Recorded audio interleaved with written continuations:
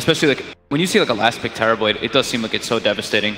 You have to play just completely different. You have to change your whole play style. So I do think that one might change, and I do think, like Alan was mentioning, like you guys were talking about, the support duo is going to change. We talked a lot about Terrorblade at the start of the week as one of those core heroes, these key heroes that could change games, and lots of teams play him, right?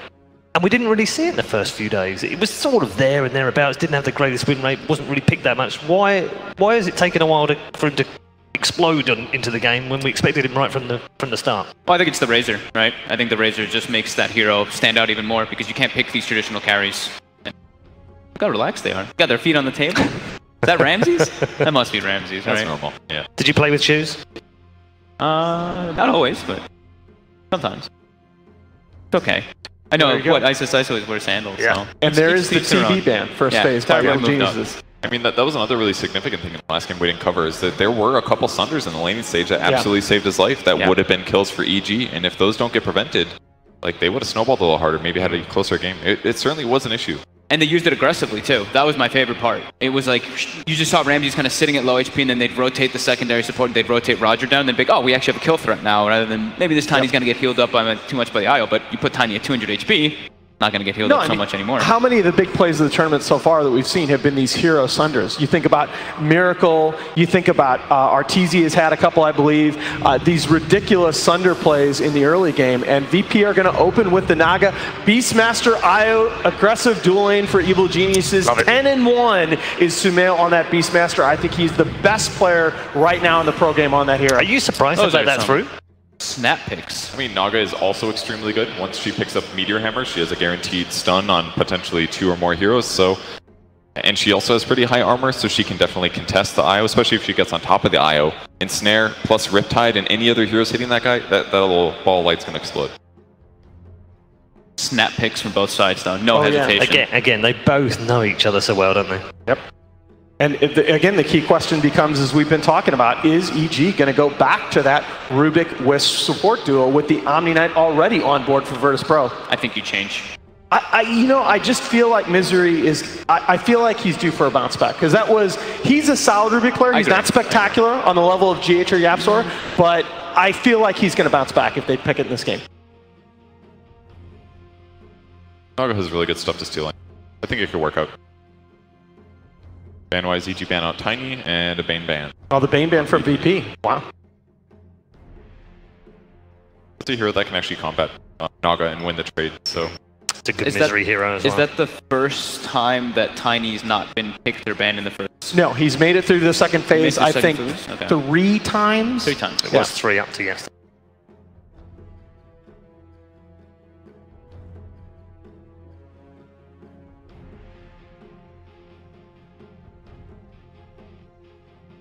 Got their offlane set up.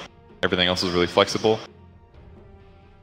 VP can potentially abuse some matchup advantage, but I feel like Beastmaster will do fine against him. Just physical damage, he can heal through a lot of it, but they can definitely get a trade advantage. This is like Alice, though. Sumail doesn't get that many opportunities to beast. Yeah, he does but not. What he does, so often my goodness, it's good. Yeah. Now, the Disruptor is still in the pool so far with 2 bans to come before the second phase. VP have shown that Naga Disruptor combo in their opening game against the tournament. Oh, that was Genting, that they played it against Optic. That's a good point. It's good against IO as well. Oh, it's here.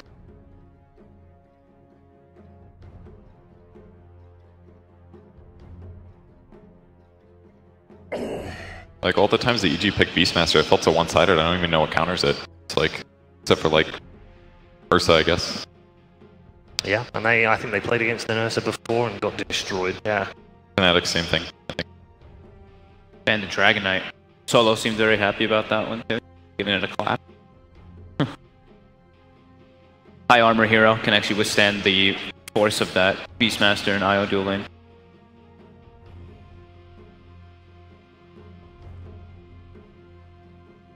Disruptor is left in the pool if they do want. They don't get first pick out of the thing, do they?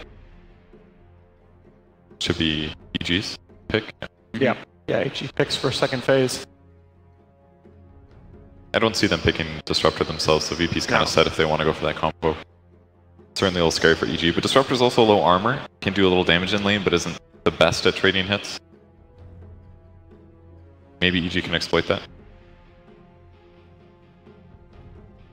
Yeah, I think the big question is, do you go back to the Rubik? Okay, the Sky. Wow. All right, so the other hero that I was going to talk about potentially here for EG that they've shown is the Lion. And this is sort of a similar idea. You've got the big burst damage potential and the silence coming out, potentially disrupting any team fight combo that VP is going to pick around the Naga. IO Skywrath, huh? Yep. Kind of interesting. So lots of damage.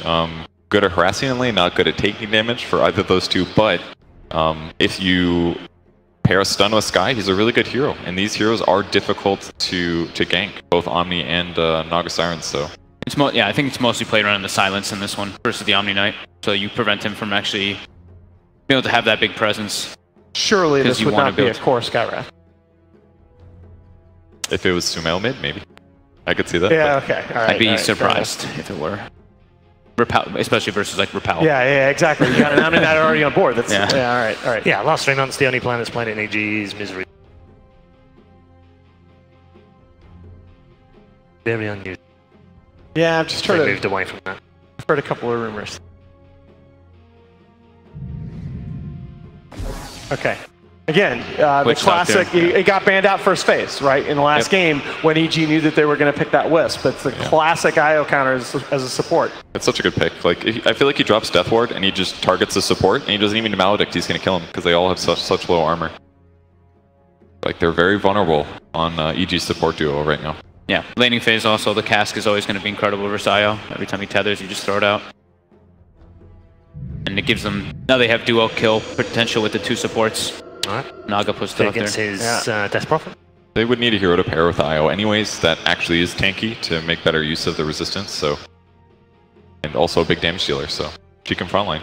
They don't have so much to keep the Death Prophet in the fight, like with the catch. Right. It's just the Beastmaster Roar to hold them in place during the Exorcism. Yeah, we always talk about with Death Prophet picked at the pro level, the presence of saves. Either the classic saves like the Dazzle, Shadow Demon, or Astral, or something just to zone the enemy heroes out of the fight. And there's very little here to protect the Death Prophet so far. You wonder if EG's thinking about a 5th pick Void. I think right now, I think with the Death Prophet and the Skywrath, they're doubling up on the silences to be able to make sure that that Omni Knight can't get into the fights too easily.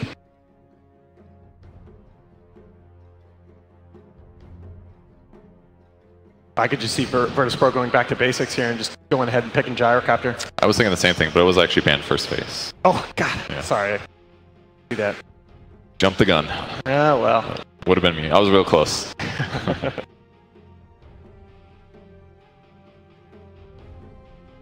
So some other carry. I think high physical damage would be good because of all the low armor heroes. BKB carrier is not bad despite Roar. I think that could be effective. Could take Viper for no one. That could, yeah, there it is. Okay. Yeah, that was a really solid pick. I mean, they're heavily magic damage. It's survivable. It can lane okay. Transition's alright. I like it.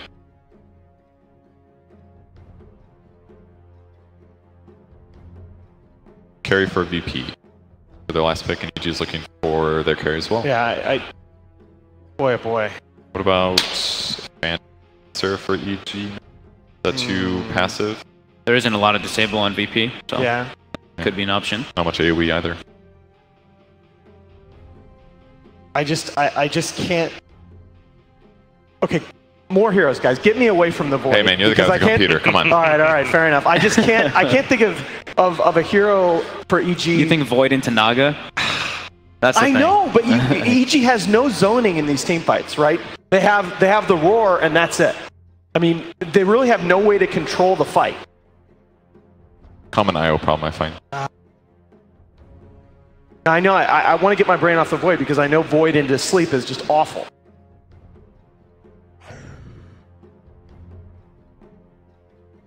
Ban the Lifestealer. Yeah, really good.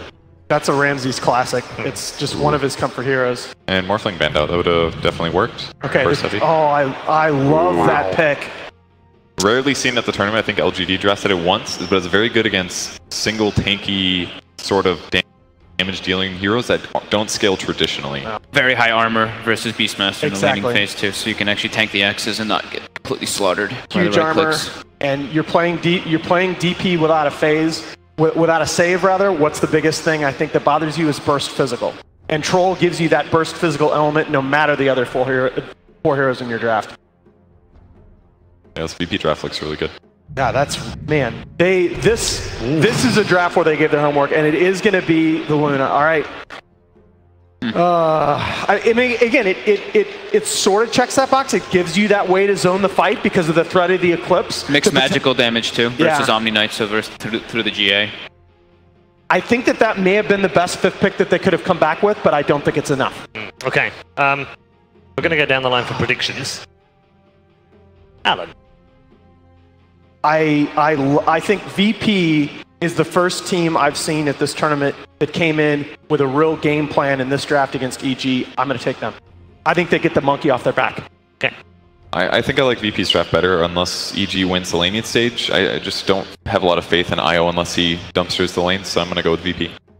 Okay. I'm going to go for EG. I think that the IO Beastmaster, I think Sumail's Beastmaster is proved to just dominate the lanes, and I think they're looking to just run over the game quickly, not let it go to later stages. God, this is going to be good. Okay. I'm okay with that. We've had a little bit of a change up on the panel, so that there's no panel curse going on for game 2 at least for 1 or 2 of them anyway. 2 have gone for VP and 1 for Evil Genius. It's time to find out as we head into game number 2.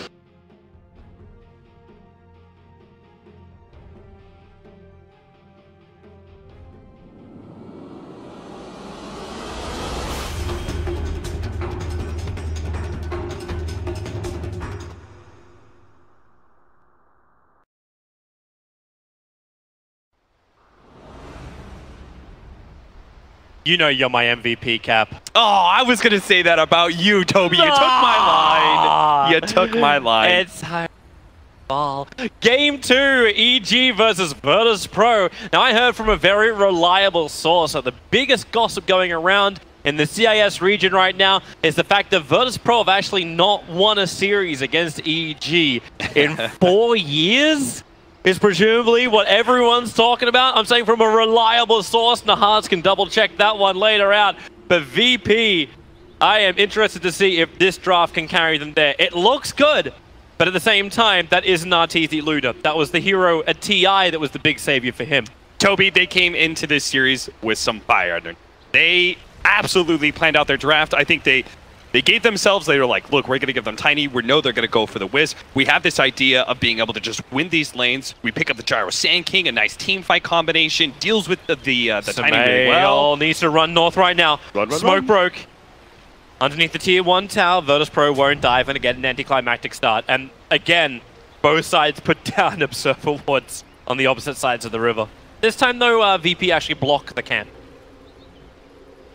Yeah, this time around, they give them the Beastmaster Wisp, and I think Troll is a really good answer to that, right? Because he has this spacing where he can play the ranged form up against some of the aggression of the Beastmaster. When Beastmaster really tries to challenge him, he's got Whirling Axes to get that miss percentage. He's got physical damage to lay into a Wisp who has no armor to start. They also got the Witch Doctor, which we saw as a 3rd ban from Evil Geniuses when they saw the opportunity in that first 1-2 to be able to get Wisp. They banned that Witch Doctor for reason. It's so good versus these Wisp lineup.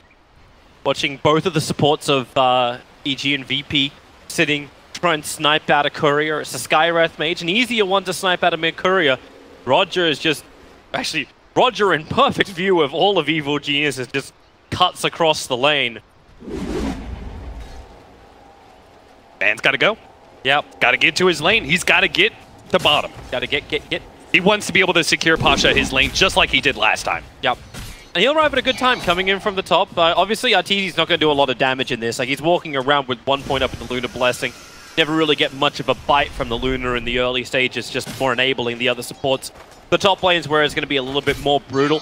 The Axe as well as IO versus Troll, Witch Doctor. A lot of stun combinations to come in.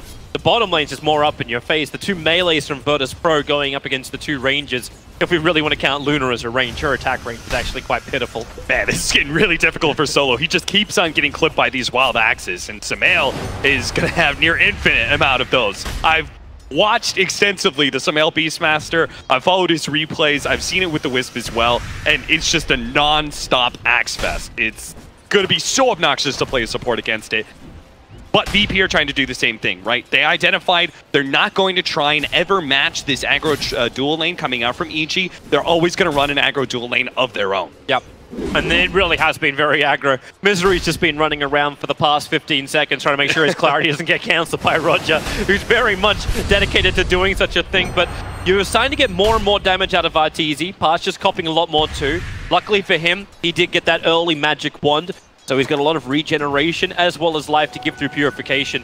And thanks to the aggression they added to the bottom lane, both the bounty runes will also go the way of the Naga.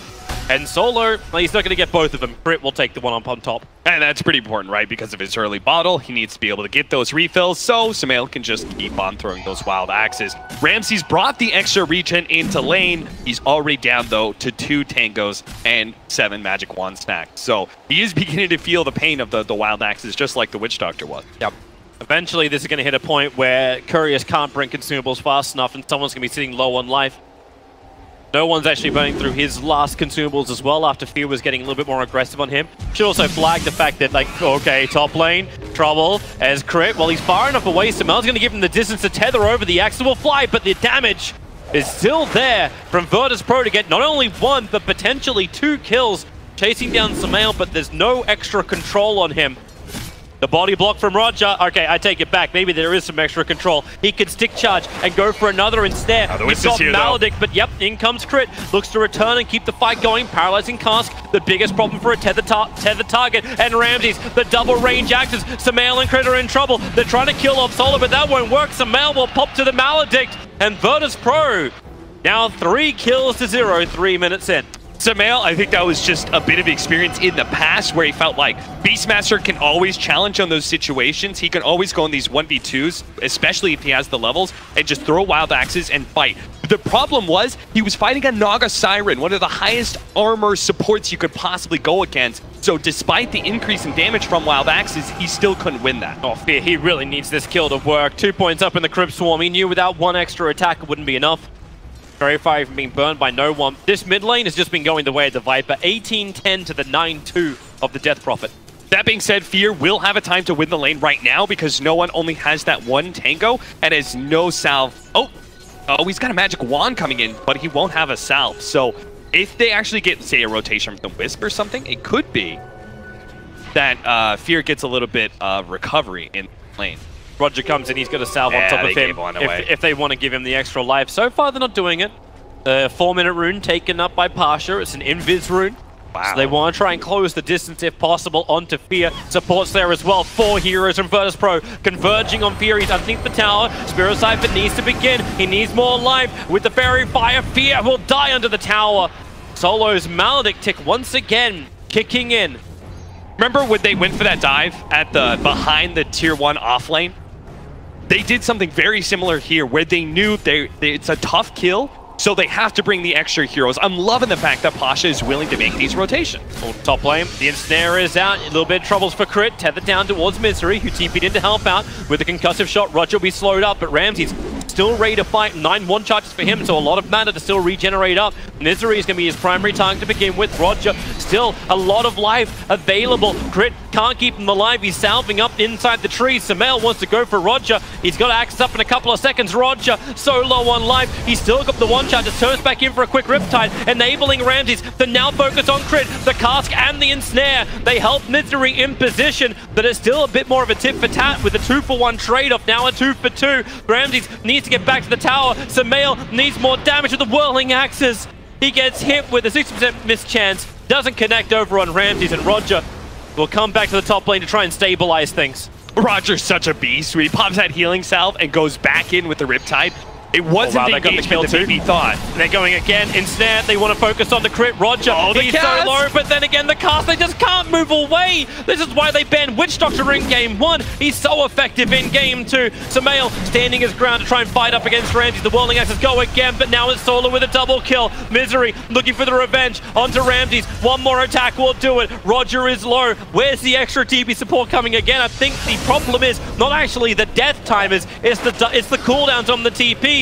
Now you bring in more help, but Skyrep is already gone. Solo now claiming his 6th kill out of the 9 of Virtus.pro. Well, we saw the opening with that MVP vote. Solo's taking the a good argument right now being 6-1 and 3 in a Witch Doctor at 6.5 minutes in. He's been the beneficiary most of these team fights. He's just been kind of last one targeted so many times. Again. Great Maldic positioning again. Cast once more, and of course there's the creep wave perfectly there to bounce it to. Samel taking so much damage. It's a level 2 Maldic. Samel wants to be careful with the Axis flying forward. He connects onto Ramses, and he's the primary target. Crip will give him the life they require. The Solo, he'll give him the offering that's needed. Or do they? Roger's back in the fight once more, so Solo will end up dying, but he got the paralyzing cast off, holding Crip in position. It's still a huge kill for Samel to get. That was the killing spree that they are able to end. This top lane is just not letting up. It's bananas. Is that why Fear is now rotating in? Oh, Roger.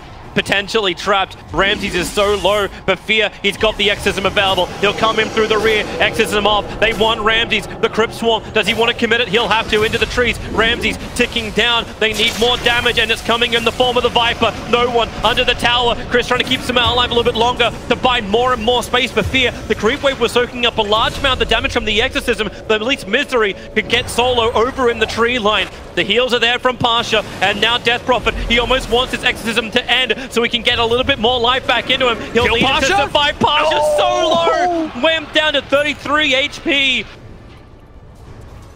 Going off on the top lane. I was going to say, Toby, when you had this much fighting in one lane, eventually the cores are going to come in and try and offset things a little bit. And that's why EG, they're on the losing side of this. Their 3v3 was not going so hot, so they bring in Fear. But Virtus Pro, perfect to be able to match with their double TPs. Pasha coming in as well.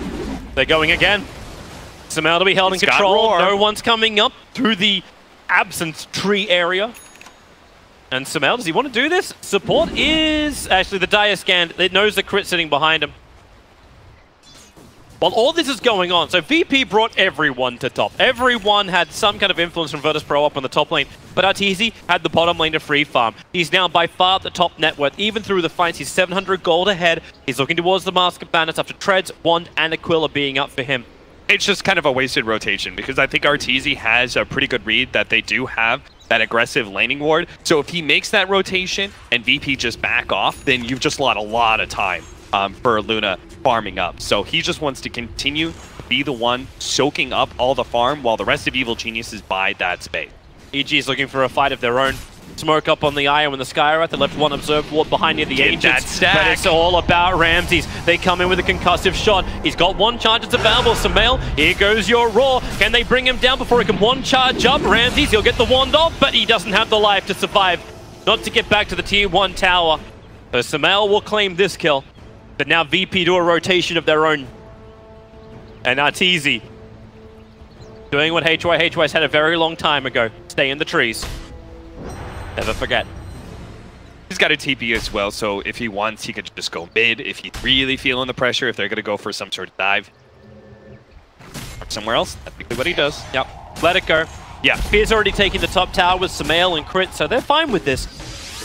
Oh, TPs are coming towards mid. Troll Warlord. Oh man, he's got an early urn. Whew. Solo can actually threaten these cores solo when he has an Shadows charge. It's amazing what happens when you get 7 kills in the game. Yeah. Like his net worth is 700 behind the Death Prophet, but still, you should never have a Witch Doctor 700 gold behind your Death Prophet. No one with this invis looking for the kill on Arteezy. Fierce nearby though, can he actually help out? And now Exorcism, they try and create some space. Luna turns for one quick blast. The one charge just gave her enough life. That one more attack is not enough to tick. Actually, yes it is. Arteezy will tick out. Fear wants to keep getting a little bit more aggressive with his Exorcism. No one now repelled up. There is a level of protection, but the purification and no one's never-ending damage finds themselves yet another kill. 2 cores down for EG, and that's the first real influence that Luna has had in the fight. It ended with her death. Yeah, the sad thing is that they actually took that tier 1 safe lane way ahead of VP, who were trying to do the same thing. And they thought to themselves, we're going to give up that tower in exchange for making a move somewhere else on the map. We're actually going to try and push out top and get this kill on mid. But Viper just proves to be too strong of a hero for EG to fight into. That's why I was a big fan of this Viper pickup, because I feel like it just kind of stems a lot of the aggression that EG want to be able to put out again, with their aggro dual lanes, with the way that they play with Fear, they're always going to try and create that space for Arteezy. So as long as you just have better fighters, EG's in a tough position a lot. And EG don't want to bring in everybody. They need to fight with minimal resources. Samel's pushing out the top lane a little bit more. Roger's ready with the ensnare. If only Samel walked a little bit closer, but he will not. Brit still doesn't have his level 6. We still don't have this relocate 12 minutes in. He's able to pick up both these runes and be lived very happy life. So I think here, EG going to put a pause on some of the aggression. They really need to have that Yule Scepter for Fear's Death Prophet. That is one really big thing. Another one is Crit is not even level 6 yet.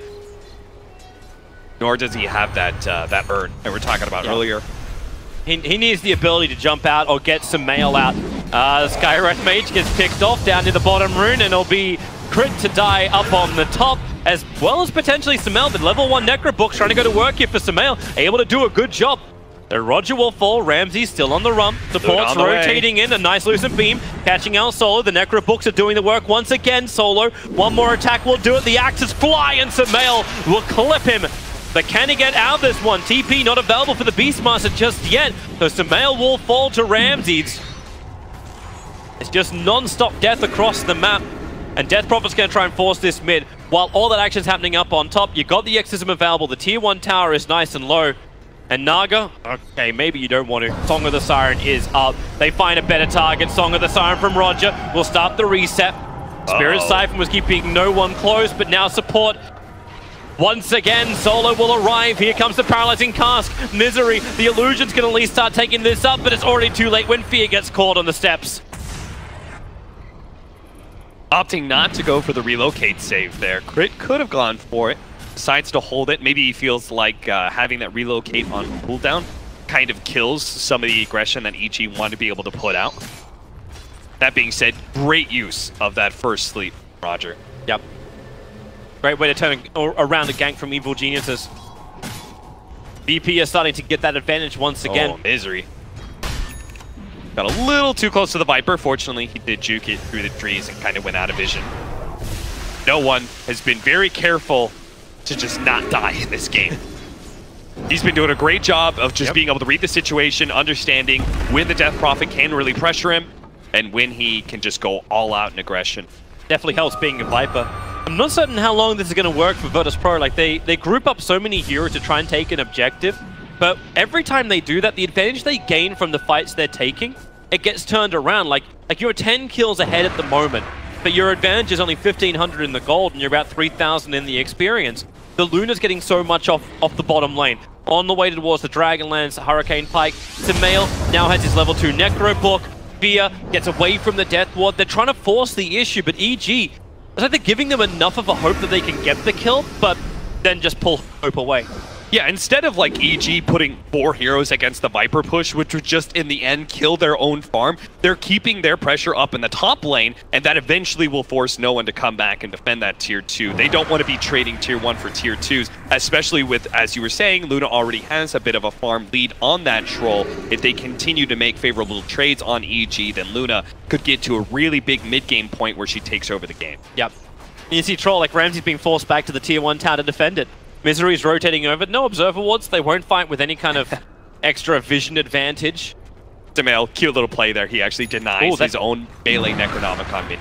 That Dire Scan just pinged properly. This is why you see Ramses make a break for the east, hug the wall line. But Arteezy's okay with this. This almost helps Evil Geniuses, because now VP believe there's large amounts of reinforcements on the side.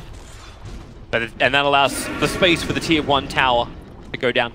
You see EG have made that adjustment mid-game here. The early group up and fighting went really poorly for them, so they're continuing just to keep the Necronomicon Beastmaster pressure up in the top lane and kind of keeping Death Prophet protecting mid at the same time. It's also a threat in a way, because they have to put a core there, otherwise eventually Fear will just go for an Exorcism push on that tower, and that's working out a lot better than trying to 4 or 5 man against VP's lineup with the Troll.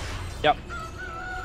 They're happy to accept the status quo. Ramses relocates coming in, down on bottom lane. The Mystic Flare does enough damage to allow Arteezy to finish the job. They burnt so many ultis on that. Roar, Eclipse, plus the Mystic Flare and the relocate.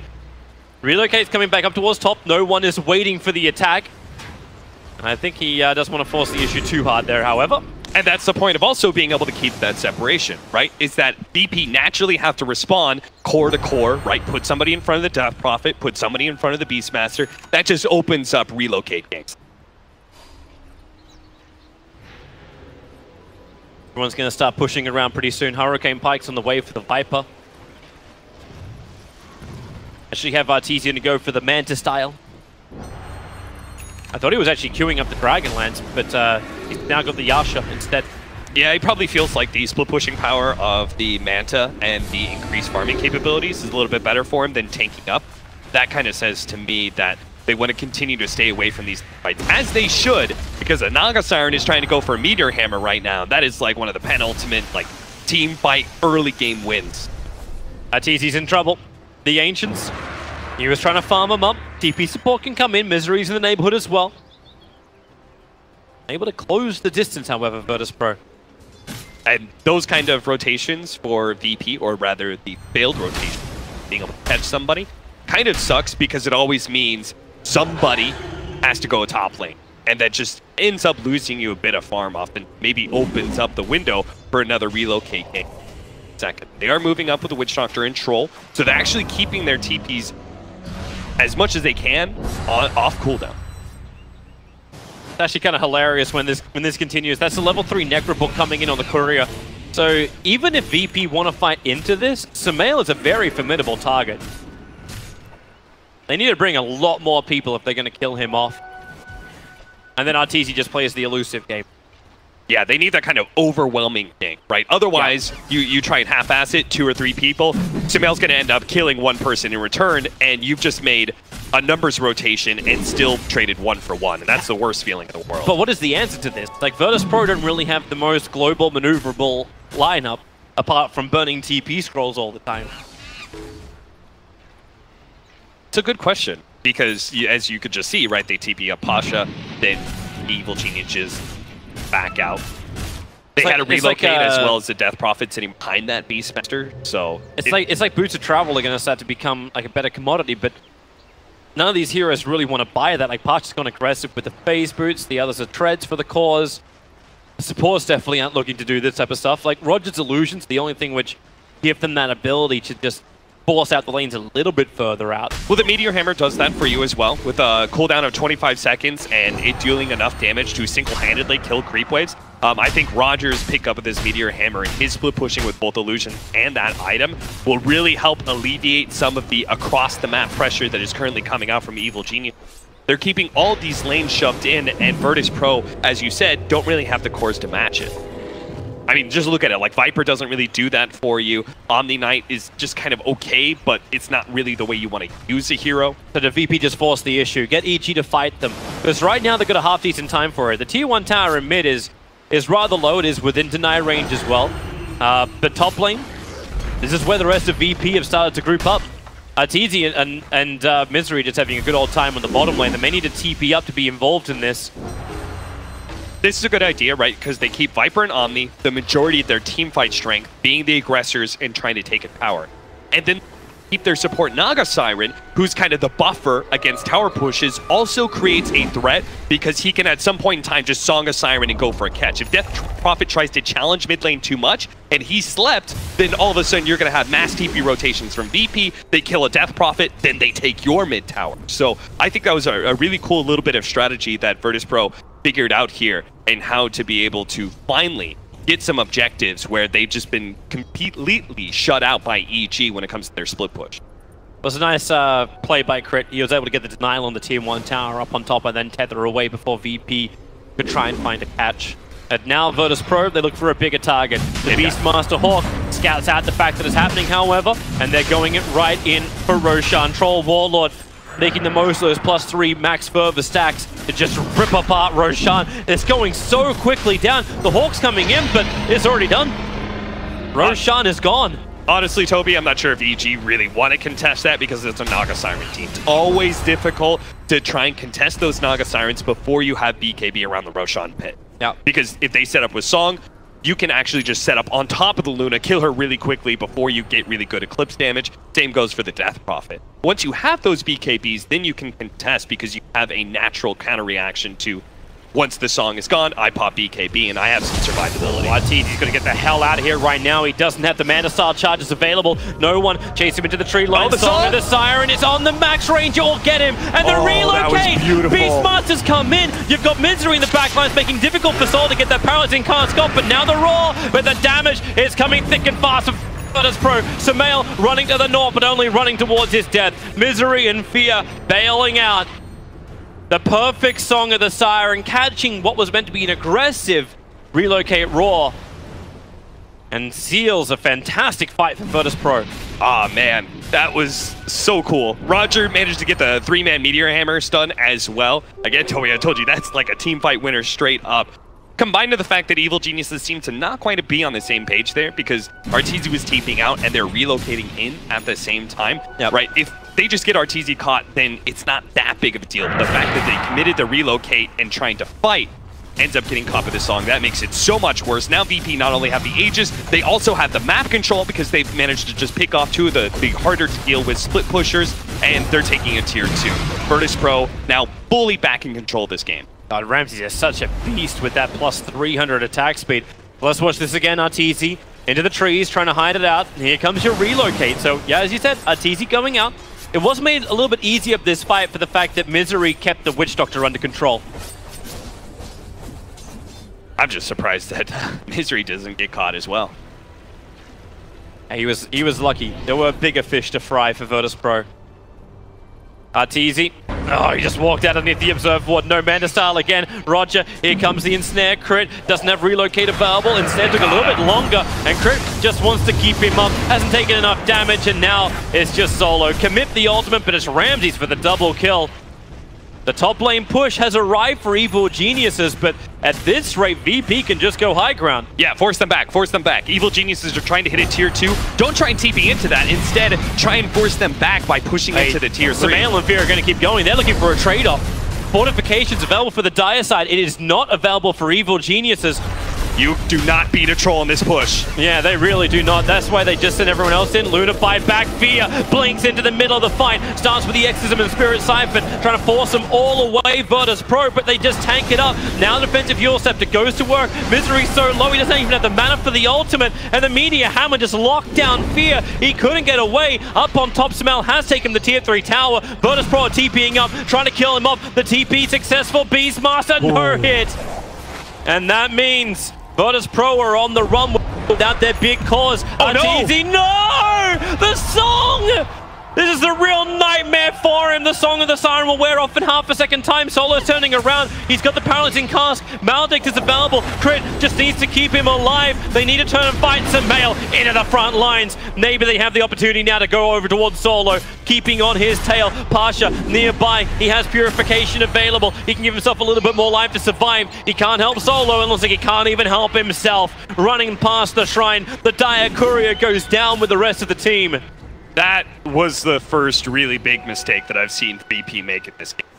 The fact that they thought they could turn on Arteezy, they already TP'd 2 of their cores back to base, and they also knew the Beastmaster got out alive, and they had to know there was going to be a Wisp behind the Luna. There's just no way they would have the damage to actually bring down the Luna, nor would they be able to escape since they already used the song. That is pretty poor because VP were in such a great position. They made such a good choice being able to force that bottom lane, managed to take that melee Rax, which is a huge win for them. I only wish that they had just gotten away a little bit more scot-free and hadn't chose that last engagement where both Pasha as well as Solo died. Otherwise, they'd be up by a good 7 to 8k. Yeah. They still have heroes on the map controlling these lanes that are currently pushing in as well. Yeah, that swing up is actually quite sharp. Like the gold advantage on our screen says 5k. The graph is still waiting to catch up for the rest of it. But the swing up, the fact that Arteezy has enough time to continuously farm, the fact that the tower gold flooded in, and the fact that VP aren't keeping EG locked inside their base. Once again, Evil Geniuses are pushing out the side lanes. They're keeping the side pressure on VP, and Luna is quite adept at keeping the bottom lane also pressured out. Aegis Immortal time. And are they grouping up to actually try and take a top lane Rax? This GA is still down for 36 seconds, but it's the only, and Song of the Siren's down for 4. So GA is going to be the only thing missing during this push. Yeah, Virtus Pro absolutely should want to take a fight right now. Once they see the BKB from the Luna and knowing that Eclipse is coming back up as well, I wonder how eager they're going to be to try and still fight. Unlikely they will anyway. EG have backed out. Samel's back on the bottom lane pushing. Like, the one thing the VP can take, which EG probably will not contest heavily, is the tier 2 tower on top. It's just a bad position for the Radiant to fight. See, the thing is that EG wanted to be able to get their BKB and have this big team fight threat from the Luna before they actually managed to pick up the Troll BKB. But now, when they actually get set up, Ramses can just pop the BKB, head straight for the Death Prophet, or head straight to the Luna. And there's no real way for either one of those heroes to deal with that.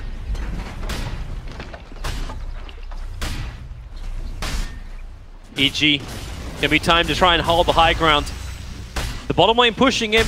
VP can just pressure the extremes, but okay, they're not even going to take the risk. Roger goes to the bottom lane. Fear is already retreating back out, and Crit, as we were mentioning previously, all he's doing is being the bodyguard for Luna, ensuring that she is safe at all times. I just don't think a Luna's going to be able to match up against this farm of Troll. He's actually sitting 2k above the Luna right now. I had to say, that play where they set up right where they are right now, oh, Roger, he was thinking about going for a Song and a Force Staff and see if he could actually catch the Death Prophet. Thought better of it, though. But where they 4-man smoked here and re-ganked the Luna after she had just died and they knew Relocate was on cooldown, that was by far the coolest play that I've seen from this series. And it's a big reason why VP are so far ahead right now. See, I'm not even certain, like I get you, like, where the Luna can't one-on-one with the Troll Warlord. But the high ground defense push is going to be so good for EG if they can hit the right target. You've got Rod of Atos on a Skywrath Mage combined with his ultimate. You've got a Beastmaster Raw with level 3 Necro books. The amount of times I've seen the Beastmaster just jump in and evaporate someone before they can reply, before they can get that BKB off. I feel like this is the biggest concern of Ramses. And the rest of the time, the Luna is just glaive pushing out the waves. Bandit style, push him down, add the pressure, and then Beastmaster just blinks, TPs, and then goes to another lane. And he's even working on the Heaven's Halberd. If this BKB starts getting lower in duration for Ramses, even having the disarm is going to be a problem. Misery, well, problem, I think he's in trouble. In fact, I think he's dead. He just came on a warding mission. That was the reason. Yeah, those happen.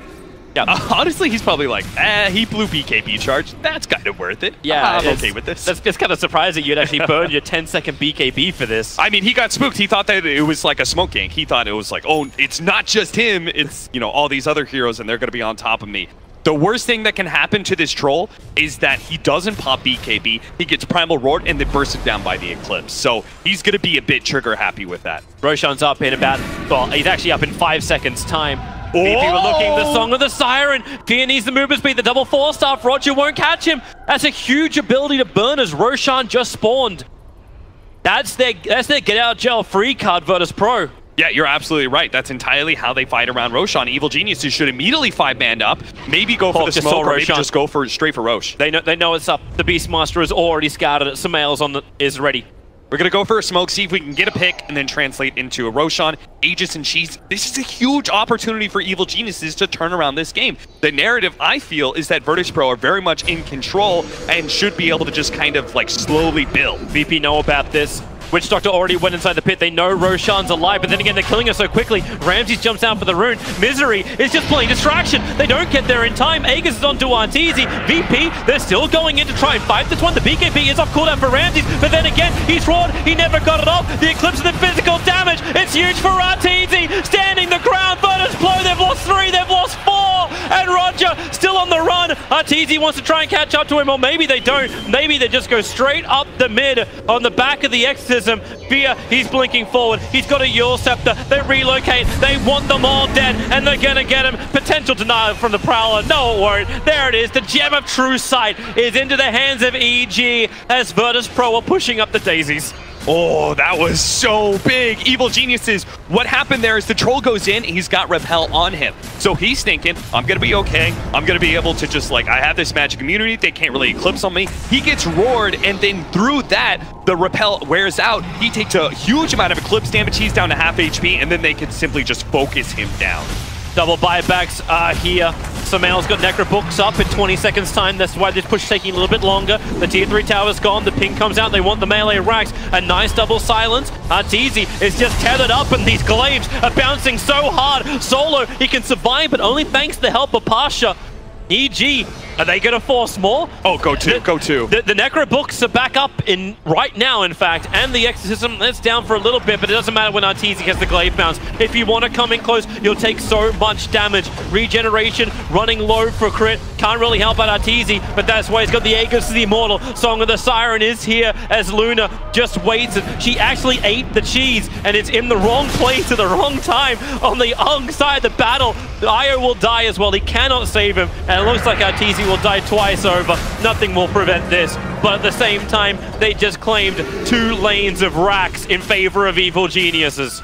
The way VP approached that fight with a Viper on the lower side, so they didn't have to worry about those bouncing glaives. That's why I call for EG to go for those second lanes, because it is so difficult, as you said, to fight into a Luna when the tier 3 is already down and you have those bouncing glaives out. It's like preemptive damage that you're just willingly walking through. But they played around it pretty well, and the initiation of the song separating the Luna and forcing the rest of the Evil Genius back was enough.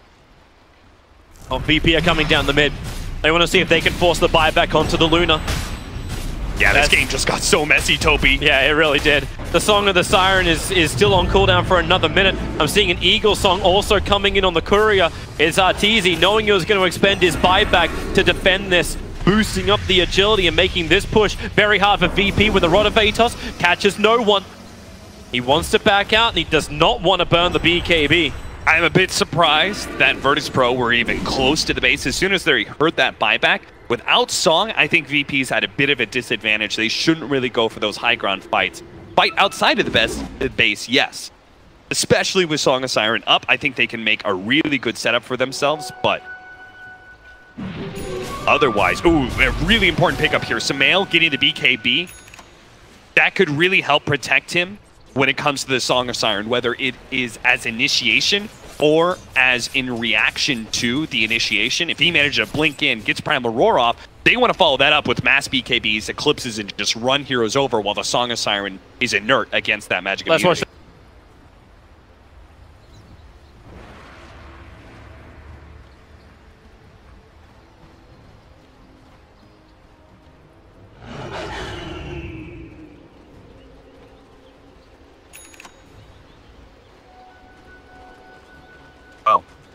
That's the dream situation for Evil Geniuses. So many players from Virtus Pro just isolated away from a creep wave. The glaives do the max amount of work. The Exorcism spirits do the maximum amount of work. And there's very little that VP can do against this. You're still going to look towards the GA. You're still going to look towards the repel timing for Pasha. See, I thought, though, the way this is going to go, before that Roshan fight, all VP really had to do was just kind of play it slow, wait till they got the Lotus Orb and Aghanim Scepter on the Omni Knight, and that changes the fights heavily, right? Because they've got BKB and they can man up against the physical damage, and it's really tough for EG to be able to deal with the Troll at that point in time. But because the way the Roshan engagement went, there's no Aghanim Scepter from the Omni Knight, and this is a key time for EG. Lincoln Spear's going to protect it, but then he gets up the hill! He goes right in the middle of the fight, the GA! Here's your protection! Song of the Siren is out, so BKB targets being ironed while VP fight underneath their shrine. Now Fear brings back in the Exorcism. The BKBs are gone for Virtus Pro, and so is their life. Arteezy, this Mana Styles out. They have all the damage in the world, and this could be it for Virtus Pro. No buybacks, it's over. 4 heroes down, 5 heroes down. GG! We're going to a third. What a crazy game, too. After that Roshan engagement, it just became anybody's game. Once you're forced into that high ground defense, and then in turn, the Luna had to buy back as well.